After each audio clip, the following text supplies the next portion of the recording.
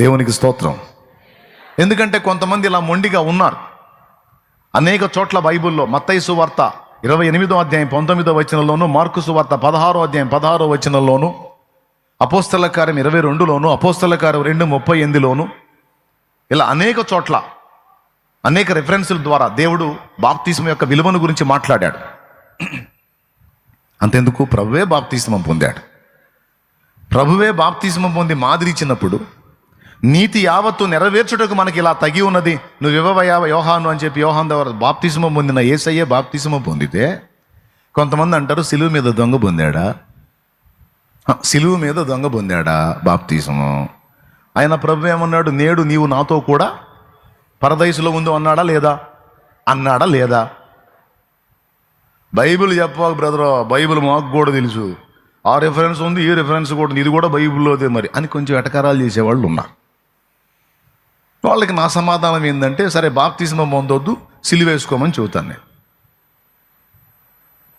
ఎందుకంటే వాడు ఖాళీగా నిలబడి రక్షణ పొందలా. నువ్వు అన్న ప్రకారం సిలువ మీద వేలాడుతూ ఉన్నప్పుడు ప్రభు అన్నాడు, నీవు నాతో కూడా, కాబట్టి నిన్ను కూడా సిలువేస్తారా. అప్పుడు సిలువ మీద వేలాడేటప్పుడు ప్రభు నీతో చెప్తాడు, అయ్యా నీకు అవకాశం లేదు, నీవు నాతో కూడా పరదేశంలో ఉంది అంటాడు. సిలువ బెటరా బాప్తిజం బెటరా? ఓవర్ యాక్షన్ ఆపి మర్యాదగా బాప్తిజం పొందని చెబుతాను.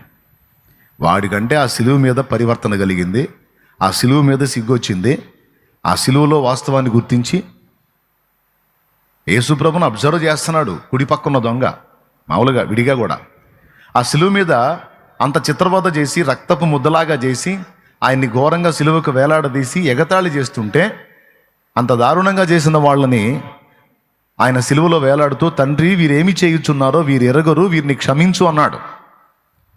ఆ మాటతో ఆ కుడి పక్కన దొంగకు అర్థమైంది, ఏమనో తెలుసా, ఇది మానవ హృదయం కాదురా, ఇది దైవ హృదయం, ఇది మనిషి మనస్సు కాదు, ఇది దేవుని మనస్సు. తన ఎడల అంత దుర్మార్గంగా ప్రవర్తించి చిత్రవద చేసి రక్తపు ముద్దగా మార్చి ఉమ్ములూసి కొరడాలు కొట్టించి శీలలతో సిలువకు వేలాడదీసి చిత్రవద చేసి ప్రాణం తీస్తుంటే కూడా వీరేం చేస్తున్నారో వీరికి తెలియదు, వీరిని క్షమించు అన్నాడంటే, ఇది మనుష్య హృదయం అయితే కాదు, ఇది దైవ హృదయం. ఇంత అసాధారణమైన ప్రేమ దేవుని దగ్గర మాత్రమే దొరికింది, మనిషి దగ్గర దొరకదు.